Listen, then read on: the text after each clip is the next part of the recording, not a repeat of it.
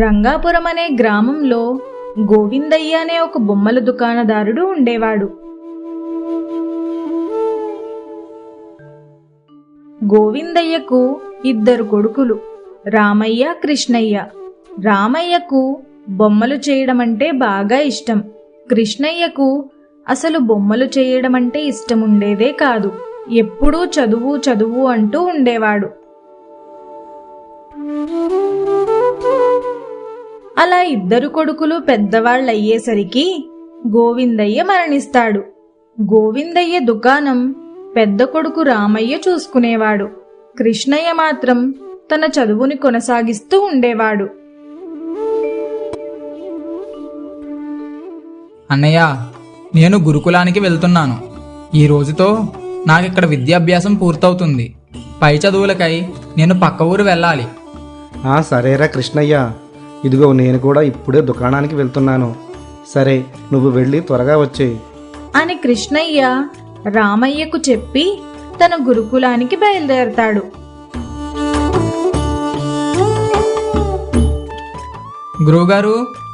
గురువుగారు, నేనండి కృష్ణయ్యని. కృష్ణయ్య, నీకోసమే చూస్తున్నాను. ఇదిగో ఈ ఉత్తరం పట్టుకుని వెళ్ళి రేపు ఉదయం అక్కడ మా అన్నగారికి చూపించు. అప్పుడు ఆయన నిన్ను అక్కడ చేర్చుకుంటారు. సరే గురువుగారు, నేను ఈరోజు బయలుదేరతాను. సెలవివ్వండి అంటూ కృష్ణయ్య గురువుగారికి నమస్కరించి గురువుగారి ఇచ్చిన ఉత్తరం తీసుకుని అక్కడి నుంచి బయలుదేరి ఇంటికి వస్తాడు. తనకు కావాల్సినవన్నీ సర్దుకుని పక్క గ్రామానికి బయలుదేరతాడు.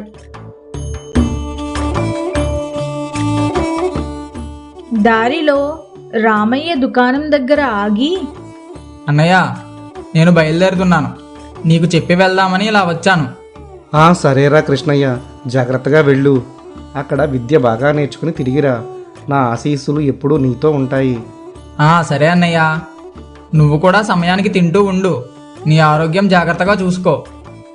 సరేరా, ఇదిగో ఈ డబ్బులు నీ దగ్గర ఉంచు. ఏమైనా అవసరం ఉంటుంది. అలాగే ఇదిగో ఈ భోజనం కూడా తీసుకువెళ్ళు. మార్గం మధ్యలో ఎక్కడైనా ఆకలి వేస్తే తిను. సరే అన్నయ్య, ఇంక నేను బయలుదేరతాను. ఆలస్యం అవుతుంది అంటూ కృష్ణయ్య పక్క గ్రామానికి బయలుదేరతాడు. అలా కాస్త దూరం వెళ్ళేసరికి కృష్ణయ్యకు బాగా ఆకలి వేసి తన అన్నగారిచ్చిన భోజనం తిని అక్కడే కాసేపు విశ్రాంతి తీసుకుంటాడు.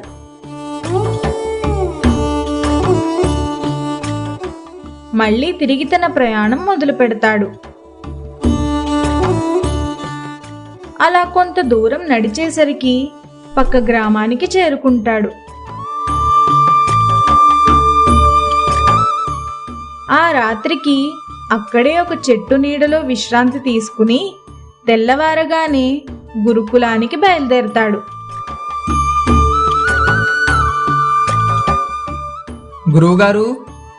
గురువుగారు, ఎవరు నాయనా నువ్వు? ఎవరు కావాలి? అయ్యా, నేను పక్క ఊరైన రంగాపురం నుండి వస్తున్నాను. నన్ను జగన్నాథ శాస్త్రి గారు పంపించారు. మీ దగ్గర విద్యను అభ్యసించడానికి వచ్చిన శిష్యుని నేను. నన్ను మీ శిష్యుడిగా చేర్చుకుంటారని ఇలా వచ్చాను. జగన్నాథ శాస్త్రి గారు మీకు ఈ ఉత్తరం ఇమ్మన్నారు.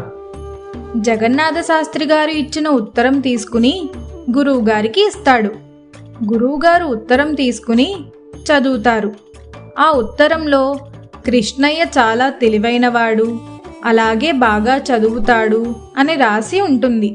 అది చదివిన గురువుగారు కృష్ణయ్యతో, సరే కృష్ణయ్య, నువ్వు రేపటి నుంచి గురుకులానికి రా.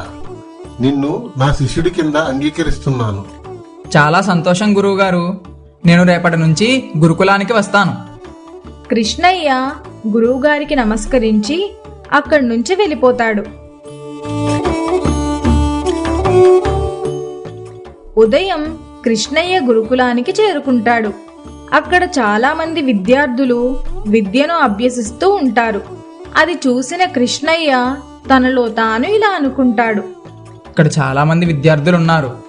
ఎలాగైనా సరే గురువుగారు మెచ్చిన విద్యార్థిగా నేనే అవ్వాలి. అలా రోజులు గడుస్తూ ఉండేవి.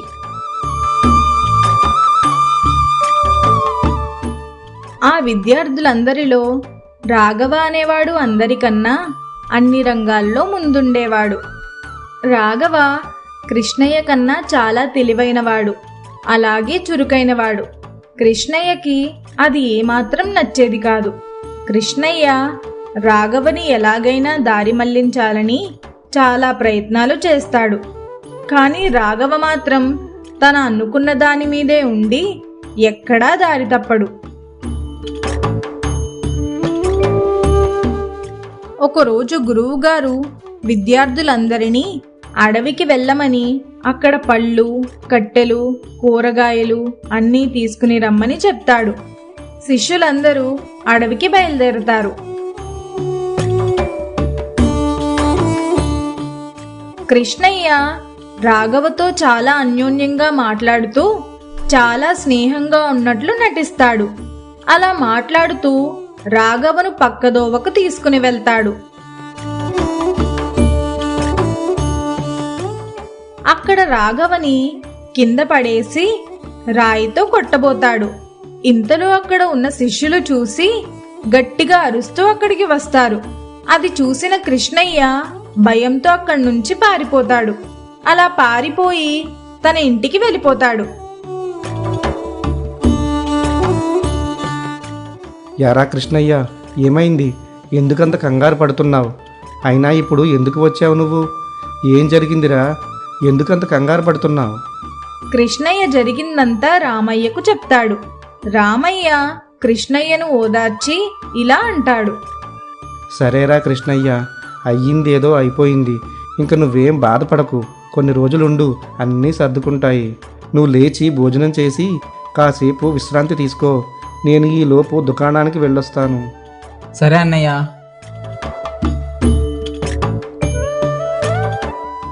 అలా రోజులు గడుస్తూ ఉంటాయి. ఒకరోజు రామయ్య దుకాణానికి వెళ్లకుండా ఇంట్లో దిగాలుగా కూర్చుని ఉంటాడు. అది చూసి కృష్ణయ్య, ఏమైంది అన్నయ్య? ఎందుకలా ఉన్నావు? ఏం జరిగింది? ఏం లేదురా, ఊరిలో ఎవ్వరూ నా బొమ్మలు కొనట్లేదు. ఏ అన్నయ్య, ఏం జరిగింది? ఎందుకని కొనట్లేదు?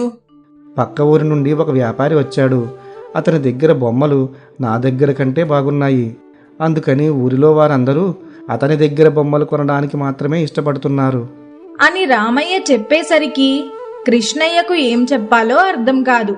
కృష్ణయ్య నేరుగా ఒకసారి వెళ్ళి ఆ బొమ్మల దుకాణంలో బొమ్మలు ఎలా ఉన్నాయో చూసి వద్దామని వెళ్తాడు.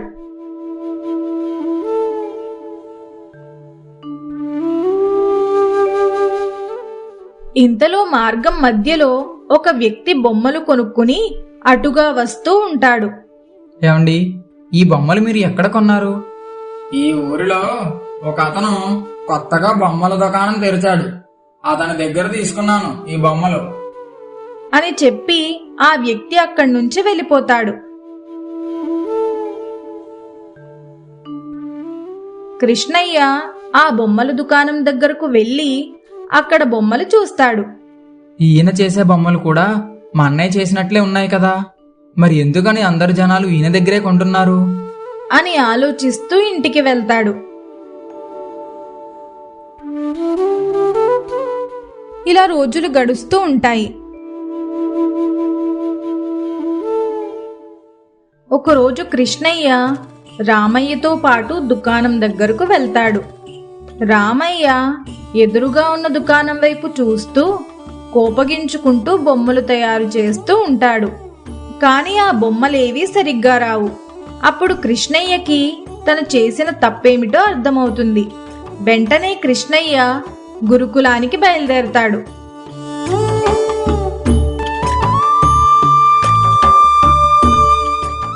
అక్కడికి వెళ్ళి గురువుగారికి అలాగే రాఘవకి కూడా క్షమాపణ చెప్పి రాఘవతో స్నేహంగా ఉండి ఇద్దరూ కలిసి విద్యను అభ్యసిస్తారు.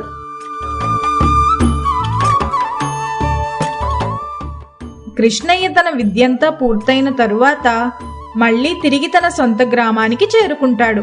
యారా కృష్ణయ్య, నీ విద్య అంతా పూర్తయిందా? అయిపోయింది అన్నయ్య. ఇంతకీ నీ వ్యాపారం ఎలా ఉంది? ఇంకా జనాలు పక్క ఊరి వాడి దగ్గరే కొంటున్నారా బొమ్మలు? రామయ్య నవ్వుతూ కృష్ణయ్యతో, అయ్యో లేదురా, ఆ పక్క ఊరివాడు ఎవడో కాదు, నా మిత్రుడే. నువ్వు చేసిన తప్పు నీకు తెలియాలని నేనే చిన్న నాటకం ఆడాను. నీ తప్పు నువ్వు తెలుసుకున్నావు, దాన్ని సరిదిద్దుకున్నావు, నాకది చాలు.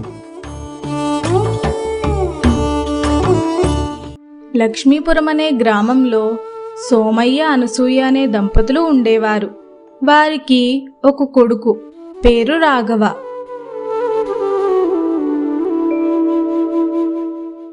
సోమయ్య లక్ష్మీపురంలోనే ఒక చిన్న కూరగాయల దుకాణం నడిపేవాడు. అనసూయ ఇంటి పనులన్నీ చేసుకునేది, పైగా సోమయ్యకు సహాయం చేస్తూ ఉండేది.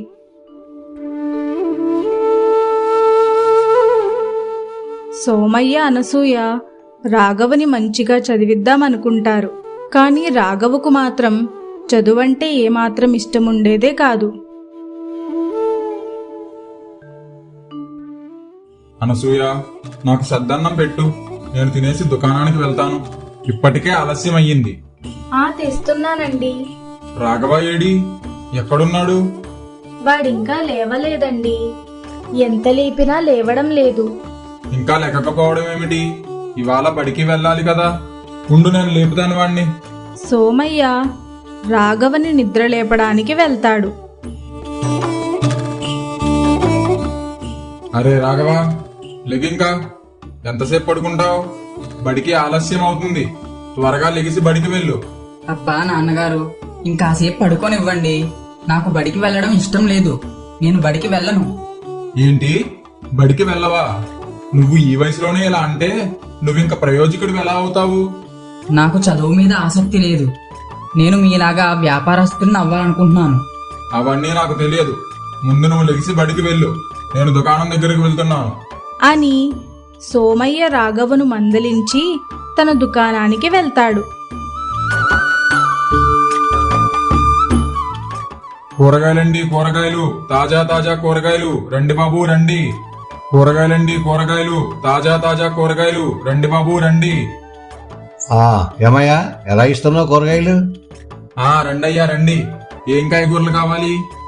అన్ని కాయగూరలు తాజాగా ఉన్నాయి, అలాగే చాలా చవక. సరే సరే, ఉల్లిపాయలు 2 కిలోలు ఇవ్వు. అలాగే టమాటాలు 1 కిలో. సరే అయ్యా. ఇంకేమైనా కూరగాయలు కావాలా? బెండకాయలు, దొండకాయలు, వంకాయలు, అరటికాయలు అన్నీ తాజాగానే ఉన్నాయి. అరటికాయలు జత ఎలా ఇస్తున్నావు ఏంటి? జత 10 రూపాయలు అయ్యా. సరే సరే, అరటికాయలు ఒక జత ఇవ్వు. మొత్తం ఎంత అయింది? మొత్తం 55 రూపాయలు అయ్యిందయ్యా. 50 రూపాయలు ఇవ్వండి.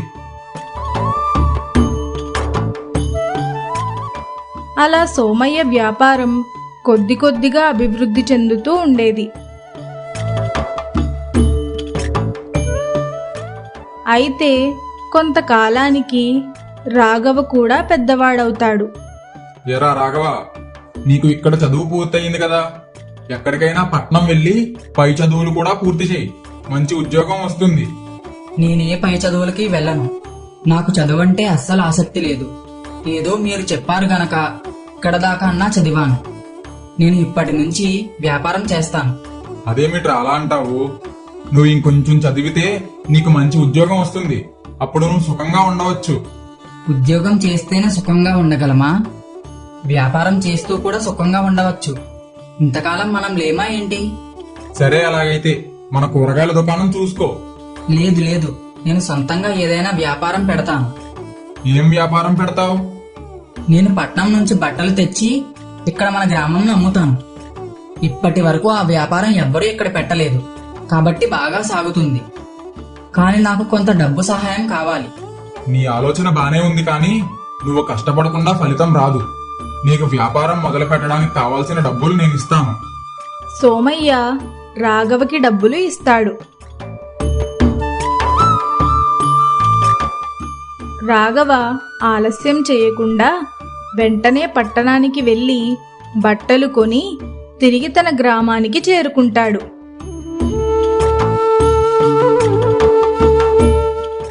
ఊరిలోనే ఒక పాత సామాన్ల దుకాణం దగ్గర ఒక తోపుడు బండి తీసుకుంటాడు.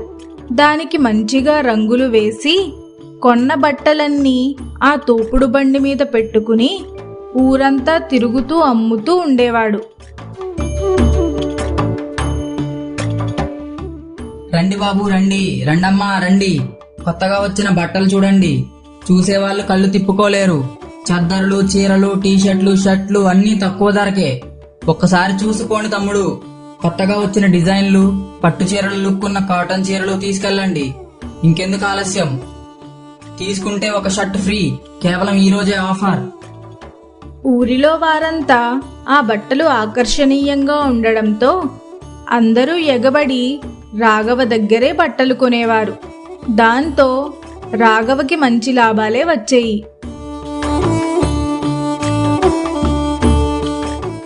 అలా ప్రతిసారి రాఘవ పట్టణం వెళ్ళి బట్టలు తెచ్చి తోపుడు బండి మీద పెట్టి అమ్ముతూ ఉండేవాడు. ప్రతిసారి తన దగ్గర బట్టలన్నీ ఊర్లో జనమే కొనేసేవారు. దాంతో రాఘవకి మెల్లమెల్లగా ఆదాయం పెరుగుతుంది. అలా దాచిన డబ్బులతో ఒక చిన్న దుకాణం పెట్టుకుందామని ఆలోచిస్తూ ఉంటాడు. ఒకరోజు రాఘవ స్నేహితుడైన కిషోర్ రాఘవ దగ్గరకు వస్తాడు. రాఘవ, ఒరే రాఘవ, ఇంట్లోనే ఉన్నావా? వస్తున్నా. ఒరే కిషోర్, నువ్వా? ఎంతకాలమైందిరా నిన్ను చూసి. ఎలా ఉన్నావు? బాగానే ఉన్నానురా. నువ్వెలా ఉన్నావు? బాగున్నానురా. ఇంతకీ పట్నంలో నీ ఉద్యోగం ఎలా ఉంది? ఏం ఉద్యోగం రా బాబు, ఎంత కష్టపడినా ఆదాయం లేకుండా పోతుంది. నేను ఏమైనా చిన్న వ్యాపారం పెట్టుకుందామని చూస్తున్నాను.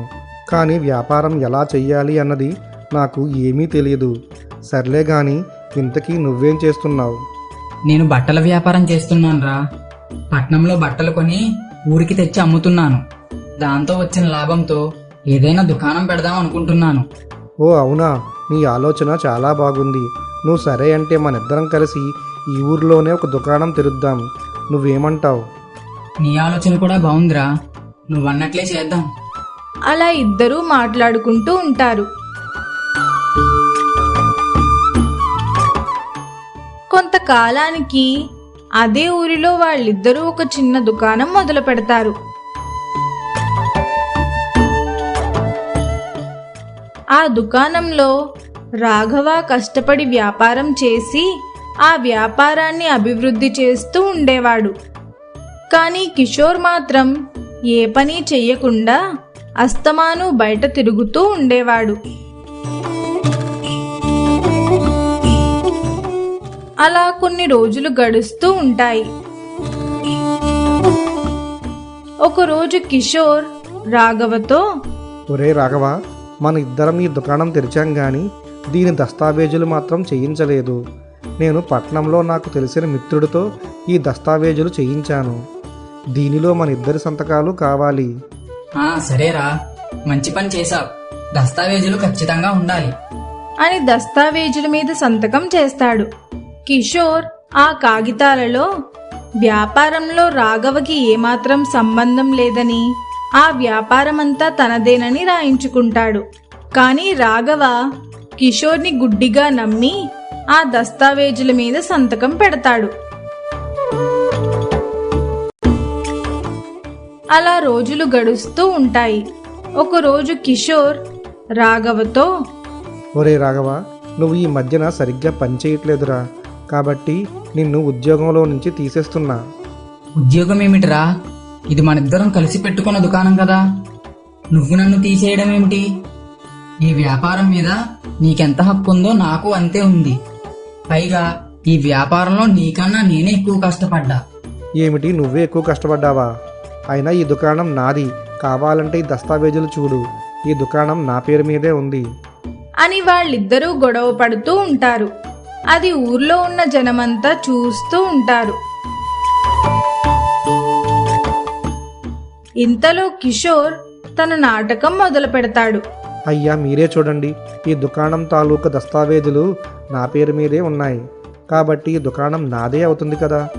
వీడిని పోనీలే కదా అని పనిలో పెట్టుకున్నా. పని సరిగ్గా చేయట్లేదని తీసేస్తే ఇప్పుడు దుకాణం అంతా వాడిది అంటున్నాడు. వాడు అబద్ధం చెప్తున్నాడయ్యా. ముందు దుకాణం ఇద్దరం కలిసి పెట్టుకున్నాం. మధ్యలో వాడు మన దుకాణం పెట్టాం గాని దాని తాలూకా దస్తావేజులు లేవని చెప్పి పట్నంలో తన మిత్రుడితో దస్తావేజులు తయారు చేయించాడు. అయితే అందులో దుకాణం అంతా తనదే అని రాయించుకున్నాడు. నేను అతన్ని నమ్మి ఏం చదవకుండా సంతకం పెట్టాను. ఇప్పుడు ఇంత అలా మోసం చేశాడు. నువ్వు అబద్ధం చెప్పిందే కాకుండా నేను మోసం చేశా అంటావా? చూడు రాఘవ, అతను మోసం చేసినా చెయ్యకపోయినా తప్పు నీదే. ఎందుకంటే ఎప్పుడూ వ్యాపారంలో ఎంత స్నేహితుడైనా ఇంత గుడ్డిగా నమ్మకూడదు. ఇంకా నువ్వు చేసేది ఏమీ లేదు, దుకాణం అతనిదే అని ఊర్లో వాళ్ళు చెప్తారు. ఇంక చేసేదేమీ లేక రాఘవ అక్కడి నుంచి ఇంటికి వెళ్ళిపోతాడు.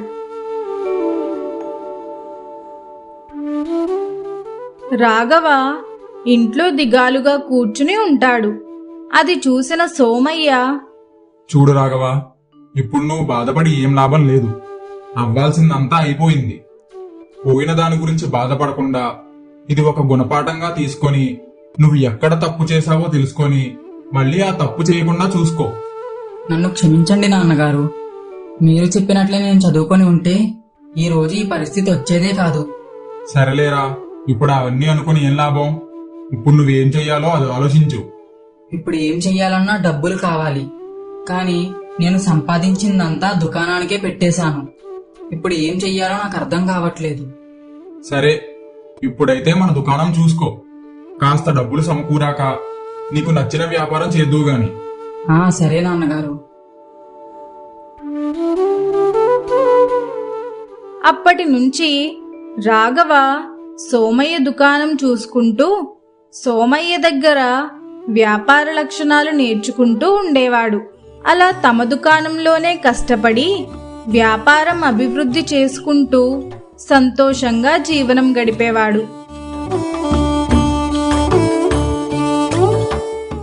చదువు జీవితం మారుస్తుంది. నమ్మకం మాత్రమే కాదు, జ్ఞానం కూడా అవసరం. చదువుతో కూడిన తెలివి లేకుంటే విశ్వాసం మోసంగా మారుతుంది.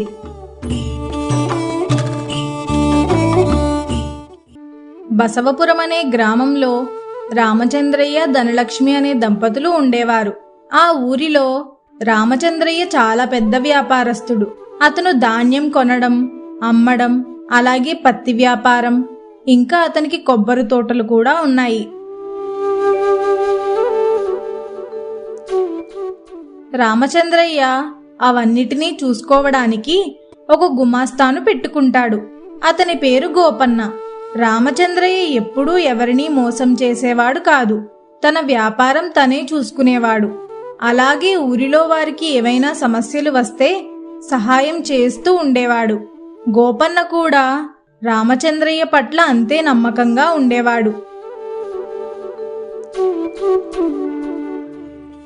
అయితే ఒకరోజు రామచంద్రయ్య గోపన్నతో, గోపన్న, ఒకసారి అలా ఊరిలోకి వెళ్ళి రైతులు ధాన్యం బస్తాలు సర్దారో లేదో చూసిరా. సరే అయ్యా. అలా గోపన్న రైతులు ధాన్యం బస్తాలను సర్దారో లేదో చూడడానికి వెళ్తాడు. ఏమయ్యా, ధాన్యం బస్తాలన్నీ మూటల్లోకి ఎత్తేసారా? అయ్యా, ఉదయాన్నే ఎత్తేసాం. మీ గురించే ఎదురు చూస్తున్నాం. సరే అయితే నేను వెళ్ళి రామచంద్రయ్య గారిని తీసుకొస్తాను. మళ్ళీ తిరిగి గోపన్న రామచంద్రయ్య దగ్గరకు వెళ్తాడు. అయ్యా, రైతులందరూ ధాన్యాన్ని బస్తాల్లోకి ఎత్తేశారు. అందరూ మీ రాక కోసం ఎదురు చూస్తున్నారు. సరే గోపన్న, నువ్వు ఈ లోపు వెళ్ళి ఎడ్ల బండి వాళ్ళను తీసుకునిరా. సరే అయ్యా, ఇప్పుడే వెళ్ళి తీసుకుని వస్తాను. అలా గోపన్న వెళ్ళి ఎడ్ల బండి వారిని పిలుచుకుని వస్తాడు. రామచంద్రయ్య గోపన్న ఇద్దరూ కలిసి రైతుల దగ్గరకు వెళ్తారు. ఆలస్యమైనందుకు క్షమించండి. త్వరగా మూటలన్నీ బండిలోకి ఎక్కించండి. సరే అయ్యా, వెంటనే ఎక్కించేస్తాం.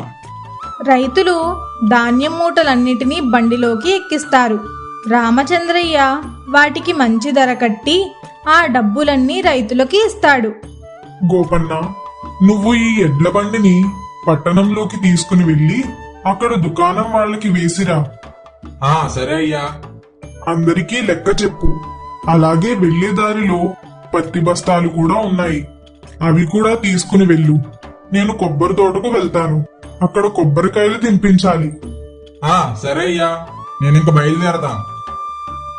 గోపన్న ధాన్యం బస్తాలు అలాగే పత్తి బస్తాలు తీసుకుని పట్నానికి వెళ్తాడు. రామచంద్రయ్య తన కొబ్బరి తోటలో కొబ్బరికాయలు దింపిస్తాడు. రామచంద్రయ్య అన్ని వ్యాపారాలు చూసుకుంటూ తన వ్యాపారం అభివృద్ధి చేసుకుంటూ ఉండేవాడు.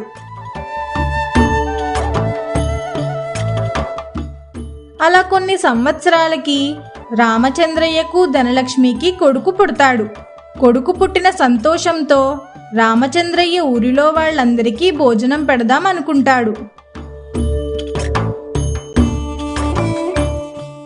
ఒకరోజు రామచంద్రయ్య గోపన్న ఇంటికి వెళ్తాడు. గోపన్న, ఇంట్లోనే ఉన్నావా? అయ్యా మీరా, లోపలికి రండి. ఏంటయ్యా ఇలా వచ్చారు? ఏదైనా పనుందా?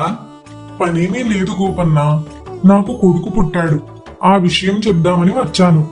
చాలా సంతోషం అయ్యా, మంచి శుభవార్త చెప్పారు. లేక లేక కొడుకు పుట్టాడు. ఊరిలో వాళ్ళందరికీ భోజనం పెడదాం అనుకుంటున్నాను. నువ్వు నీ భార్య ఇద్దరు ఖచ్చితంగా రావాలి. తప్పకుండా వస్తామయ్యా. సరే గోపన్న, నేనింక వెళ్తాను. అదేంటయ్యా అప్పుడే వెళ్తానంటారు? అరుణా, అరుణా, టీ పెట్టి తీసుకొనిరా. ఉండండి అయ్యా, టీ తాగేసి వెళ్దురు గాని. లేదు లేదు గోపన్న, వెళ్తాను, మళ్ళీ వచ్చినప్పుడు తాగుతానులే. ఆగండి అయ్యా 2 నిమిషాలు, టీ తాగి వెళ్దురు గాని. సరే గోపన్న. అరుణ టీ పెట్టి తీసుకొస్తుంది. సరే గోపన్న, నేను వెళ్తానింకా, నువ్వు మాత్రం తప్పకుండా రావాలి. అని చెప్పి రామచంద్రయ్య అక్కడి నుంచి బయలుదేరతారు.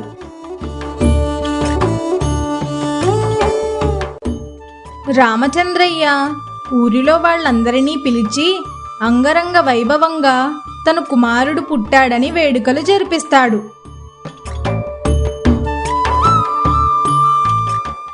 అలా కొన్ని సంవత్సరాలు గడుస్తాయి. రామచంద్రయ్య వ్యాపారం దినదినాభివృద్ధి చెందుతూ ఉంటుంది. అలాగే కొడుకు కూడా పెద్దవాడవుతాడు. అలా కొంతకాలానికి రామచంద్రయ్య అనారోగ్యం పాలవుతాడు.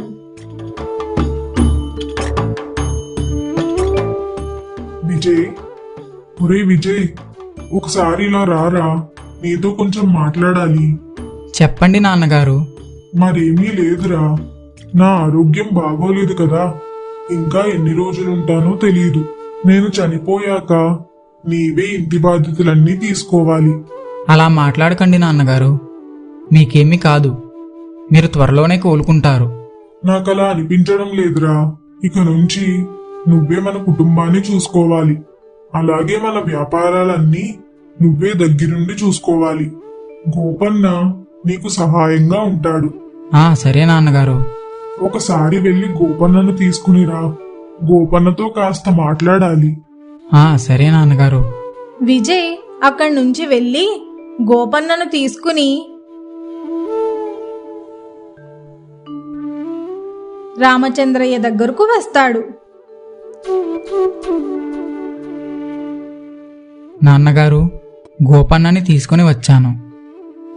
సరే నాయనా, నువ్వు కాస్త బయటకు వెళ్ళు. నాతో ఏదో మాట్లాడాలని పిలిచారండయ్యా, ఏమిటో చెప్పండి. మరేమీ లేదు గోపన్న, నాకొంట్లో బాగుండడం లేదు. ఎప్పుడేం జరుగుతుందో తెలియదు. నాకేమైనా జరిగితే ఈ వ్యాపారాలన్నీ విజయ్ చూసుకోవాలి. కానీ వాడికి ఏమీ తెలియదు. కాబట్టి నువ్వు వాడికి తోడుగా ఉండాలి. నా దగ్గర ఎలా అయితే నమ్మకంగా ఉన్నావో వాడి దగ్గర కూడా అంతే నమ్మకంగా ఉండాలి. అలా ఉంటానని మాట ఇవ్వు. తప్పకుండా అయ్యా, మాటిస్తున్నాను. మీ పట్ల ఎలా ఉన్నానో విజయ్ పట్ల కూడా అలాగే ఉంటాను.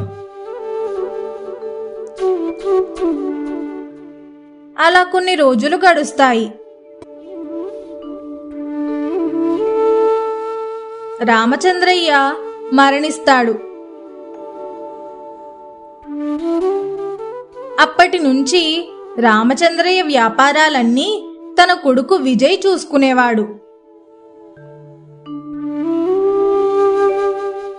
గోపన్న, మనం ధాన్యం అలాగే పత్తి ఇవన్నీ పట్టణంలో ఎవరికి అమ్ముతాం? మనం ఇక్కడ రైతుల దగ్గర ధాన్యం అలాగే మన పొలంలో పెరిగిన పత్తి అంతా పట్నంలో ఉన్న దుకాణదారులకు అమ్ముతాం. వాళ్ళు ఆ రోజు ఉన్న ధరకి మన దగ్గర కొంటారు బాబు. ఓహో, అలాగా. ఇంతకీ మనం రైతుల దగ్గర ధాన్యాన్ని ఎంత కొంటున్నాం? ధాన్యం ఎన్ని బస్తాలు తూగాయో అన్ని బస్తాలకు ఎప్పుడూ మీ నాన్నగారు ఎక్కువ ధరే కట్టేవారు. ఎందుకంటే వారందరూ చిన్న చిన్న రైతులు కాబట్టి వారికి ఎప్పుడూ అన్యాయం చెయ్యకుండా మనకు ₹1 లాభం రాకపోయినా వాళ్ళ దగ్గర మంచి ధరకే కొనేవారు. ఏమిటో మా నాన్నగారు మంచి మంచి అని చెప్పి అందరికీ ఇలాగే చేస్తారు. ఇలా చేస్తే మనం నష్టపోతాం కదా. అలా ఏం కాదు బాబు, వాళ్ళకి ఎప్పుడూ అన్యాయం చెయ్యకుండా వాళ్ళ దగ్గర ఎప్పుడూ మంచి ధరకే కొనేవారు. సరే గాని నువ్వు ముందు మన కొబ్బరి తోటలకు వెళ్ళు. అక్కడ కొబ్బరికాయలు దింపించాలి. నువ్వు వెళ్ళి వాటి లెక్కలు అవి చూసుకొని నా దగ్గరికి తీసుకునిరా. నేను అవన్నీ చూసి నీకు డబ్బులు ఇస్తాను. అవి వాళ్ళకి ఇద్దువు గాని. సరే బాబు, వెళ్తున్నాను అని చెప్పి గోపన్న కొబ్బరి తోటకు బయలుదేరతాడు. ఇంతలో విజయ్ తనలో తాను ఇలా అనుకుంటాడు. ఏమిటో మా నాన్నగారు ఈ గుమస్తాని బాగా నమ్మేశారు. అన్నీ వాడికే చెప్పారు చనిపోయే ముందు. నాకెందుకో వీడు మోసం చేసేలా కనిపిస్తున్నాడు. వీడిని ఎలాగైనా ఈ ఉద్యోగం నుండి తప్పించాలి, లేకపోతే మొత్తం కాజేస్తాడు. అలా కొద్దిసేపటికి గోపన్న కొబ్బరి తోటలో పనంతా ముగించుకుని విజయ్ దగ్గరకు వస్తాడు. బాబు, తోటలోని కొబ్బరికాయలంతా దింపించేశాను. అలాగే వారి దగ్గర లెక్క తీసుకుని వచ్చాను. మీరు లెక్క చూసి వారికి డబ్బులు ఇవ్వండి. సరే సరే, ఈ డబ్బులు తీసుకొని వాళ్ళకివ్వు. సరే బాబు. గోపన్న, వచ్చేటప్పుడు కాస్త మంచినీళ్ళు తీసుకొనిరా, దాహంగా ఉంది. సరే బాబు, తీసుకొస్తాను. అలా విజయ్ గోపన్న చేత తన పనులన్నీ చేయించుకుంటూ ఉండేవాడు.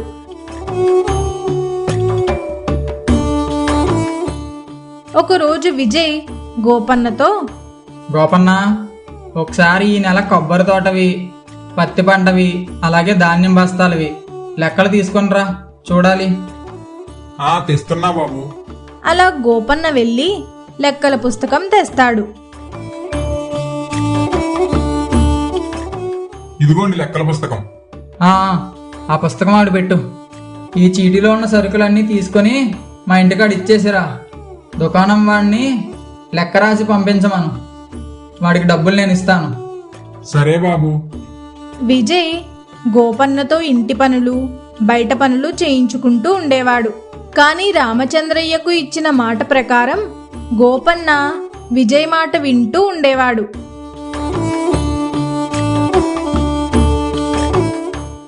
ఏమిటి గోపన్న, ఎంతసేపు? నీకింకా పనులున్నాయి కదా. నువ్విలా ఎంతసేపు చేస్తే ఆ పనులు ఎవరు చేస్తారు? సరుకులకి లెక్క తీసుకురమ్మని చెప్పా, తెచ్చావా? బాబు, తెచ్చాను, ఇదిగో. సరే, పత్తి పంట అంతా అక్కడ శుభ్రం చేస్తున్నారు, వెళ్ళి అక్కడ చూడు. అలాగే కూలీలకు డబ్బులు ఇచ్చేసిరా అని చెప్పి గోపన్నను అక్కడి నుంచి పంపించేస్తాడు. గోపన్న పనులన్నీ చేసుకుని తిరిగి విజయ్ దగ్గరకు వచ్చి ఇలా అంటాడు. బాబు, మొత్తం పత్తి అంతా శుభ్రం చేయించేశాను. అందరికీ వాళ్ళ డబ్బులు కూడా ఇచ్చేశాను. ఇంకేమైనా పనులున్నాయా బాబు? ఇంకేం పని లేదు కానీ మీరు రేపు ఉదయాన్నే రావాలి. ఆ పత్తి బస్తాలన్నీ ఇక్కడ దుకాణంలో సర్దాలి. కాబట్టి మీరు త్వరగా రండి. సరే బాబు. నాకు ప్రతి నెల 1వ తారీఖున మీ నాన్నగారు జీతం ఇచ్చేవారు. ఇవాళ 1వ తారీఖు. నా జీతం డబ్బులు ఇస్తే ఇంటికి వెళ్తాను బాబు. అప్పుడే జీతం డబ్బులా? ఇంతకీ మా నాన్నగారు మీకు జీతం ఎంత ఇచ్చేవారు? నాకు ప్రతి నెల జీతం 1000 రూపాయలు బాబు. అమ్మో, 1000 రూపాయలా? మీకు ఏ పని ఉండదు, ఖాళీగానే ఉంటారు. ఆ మాత్రం దానికి 1000 రూపాయలు ఎందుకు? నేను అంత ఇవ్వను, 700 రూపాయలు ఇస్తాను అంతే. అదేమిటి బాబు అలా అంటారు? అంత తగ్గించేస్తే మాలాంటి వాళ్ళు ఎలా బ్రతుకుతారు? కొంచెం చూడండి. నేను మాత్రం 700 రూపాయలే ఇస్తాను. అలా అయితే చెయ్యి, లేదా మానే, అది నీ ఇష్టం. సరే బాబు, మీరన్నట్లే ఇవ్వండి. అలా గోపన్న తన జీతం డబ్బులు తీసుకుని ఇంటికి వెళ్తాడు.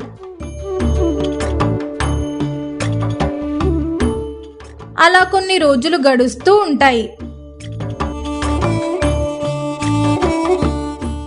ఒకరోజు విజయ్ గోపన్నతో, గోపన్న, ఈ మధ్య నువ్వు పనేమి సరిగ్గా చేయడం లేదు. అలాగే మన దుకాణంలో కూడా సరుకులు మాయమవుతున్నాయి. నాకెందుకో నీ మీదే అనుమానం. కాబట్టి ఇప్పటి నుంచి నువ్వు ఇంకా దుకాణంలోకి రాకు. నేనేం చేశాను బాబు? మీరు చెప్పిన పనంతా చేస్తున్నాను కదా. అది కాక నా మీద అనుమానం పడుతున్నారు. నేను అలాంటి వాడిని కాదు అని గోపన్న ఎంత చెప్తున్నా వినకుండా విజయ్ గోపన్నని ఊరందరి ముందు అవమానపరిచి పనిలో నుంచి తీసేస్తాడు. గోపన్న ఇంక చేసేదేమీ లేక అక్కడి నుంచి ఇంటికి వెళ్ళిపోతాడు. అలా కొన్ని రోజులు గడుస్తాయి. ఒకరోజు ఒక విదేశీ వ్యాపారి పత్తి కొనడానికై విజయ్ దుకాణం దగ్గరకు వస్తాడు. ఏమయ్యా, నేను మీ దుకాణంలో పత్తి కొనడానికి వచ్చాను, కానీ నా దగ్గర మీ దేశపు డబ్బులు లేవు. దాని బదులుగా నేను తీసుకున్న సామాన్లకి ఎంతైతే డబ్బు అయ్యిందో అంత విలువైన బంగారం నువ్వు తీసుకో. నీకు ఈ ఒప్పందం సమ్మతమైతే ఇప్పుడే నీ దగ్గర ఉన్న పత్తి అంతా నేను కొనేస్తాను. అది విని విజయ్కి ఎక్కడలేని దురాశ పుట్టింది. అతని దగ్గర ఎక్కువ బంగారం కాచేద్దామని ఒప్పందానికి సమ్మతమని చెప్తాడు. నాకు సమ్మతమేనండి. మీకు కావలసినంత పత్తి తీసుకుని వెళ్ళండి. దీనికి మొత్తం ఎంత విలువ చెప్తే నీకు అంత బంగారాన్ని ఇస్తాను. బంగారు నాణాలకు ఆశపడి విజయ్ 100 బంగారు నాణాలని అడుగుతాడు. అయితే ఆ విదేశీ వ్యాపారి 100 బంగారు నాణాలు ఇచ్చి అక్కడి నుంచి పత్తంతా తీసుకుని వెళ్ళిపోతాడు. అయితే అయింది, కానీ ఆ విదేశీ వ్యాపారి దగ్గర నుండి 100 బంగారు నాణాలు సంపాదించాను అని అనుకుని విజయ్ ఇంటికి వెళ్ళిపోతాడు. ఆ రోజు సాయంత్రం పడుకునే ముందు విజయ్ ఆలోచిస్తూ ఉంటాడు. నేనంత బంగారం అయితే తీసుకున్నాను, కానీ అవి అసలైనవో నకిలీవో తెలియదు. రేపు ఉదయాన్నే సెట్ దగ్గరికి వెళ్ళి చూపించాలి అని అనుకుని ఉదయాన్నే లేచి ఒక బంగారు నాణాన్ని తీసుకుని అదే ఊరిలో ఉన్న సేటు దగ్గరకు వెళ్తాడు.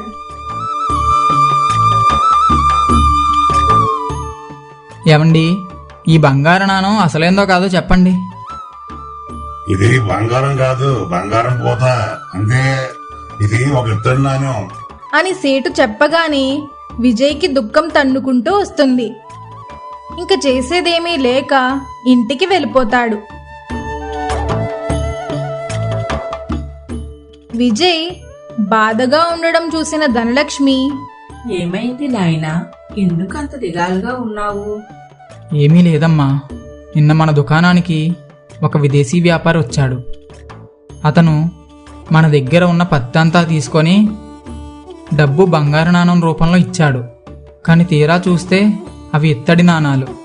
నన్ను మోసం చేసి మన దగ్గర ఉన్న పత్తి అంతా తీసుకుని వెళ్ళిపోయాడు.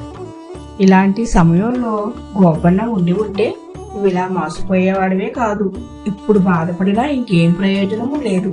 ధనలక్ష్మి విజయ్కి నచ్చ చెప్తుంది.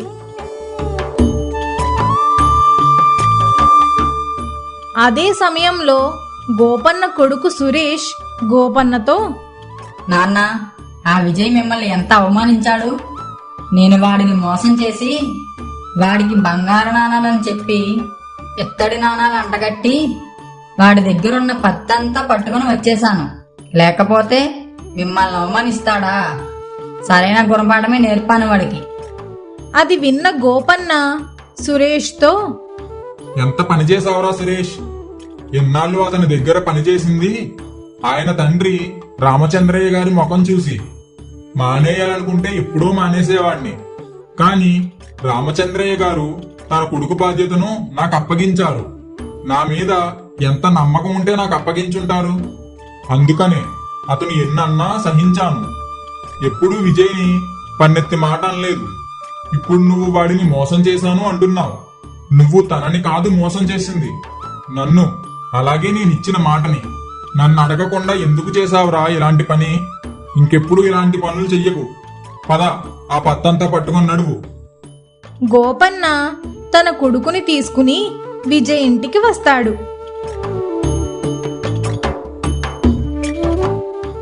బాబు, బాబు, గోపన్న చెప్పు, ఏమిటి ఇలా వచ్చావు? నన్ను క్షమించండి బాబు. మా కొడుకు తెలియక మీ దగ్గరకి విదేశీ వ్యాపారిలా వచ్చి మీ పత్తంతా తీసుకుని వచ్చాడు. దానికి నన్ను క్షమించండి బాబు. ఇదిగోండి మీ పత్తి బస్తాలు. ఒరే సురేష్, నువ్వు కూడా బాబు గారిని క్షమాపణ అడుగు. నన్ను క్షమించండి అయ్యా, ఇంకెప్పుడు ఇలా చెయ్యను. నేను కాదండి క్షమించాల్సింది, మీరే నన్ను క్షమించాలి. నాకు ఇప్పుడు తెలిసి వచ్చింది, నా తండ్రి తర్వాత తండ్రి లాంటి వారు. నేను మిమ్మల్ని చాలా చిన్న చూపు చూశాను, అలాగే అవమానించాను. మీరు అవేమీ మనసులో పెట్టుకోకండి. చూడు బాబు, మీ నాన్నగారు చనిపోతున్నప్పుడు నీ బాధ్యతను నాకు అప్పగించారు. అందువలనే ఇంతవరకు నీకు తోడుగా ఉన్నాను. నువ్వు ఏమన్నా పడ్డాను, కేవలం ఆయనకిచ్చిన మాట కోసం. సరే, ఇంక నేను వెళ్తాను బాబు. ఇక నుంచైనా మోసపోకుండా జాగ్రత్తగా ఉండు. వ్యాపారాలన్నీ సరిగ్గా చూసుకో. ఆగండి గోపన్న, మీరు ఎక్కడికి వెళ్ళొద్దు నన్ను విడిచిపెట్టి. మీరు ఇన్నాళ్ళు నాకు ఎలా అయితే అండగా ఉన్నారో ఇక నుంచి కూడా అలాగే ఉండాలి. ఈ వ్యాపార బాధ్యతలన్నీ చూసుకోవాలి. ఇదిగోండి తాళాలు, ఇక నుండి అన్నీ దగ్గరుండి చూసుకోండి.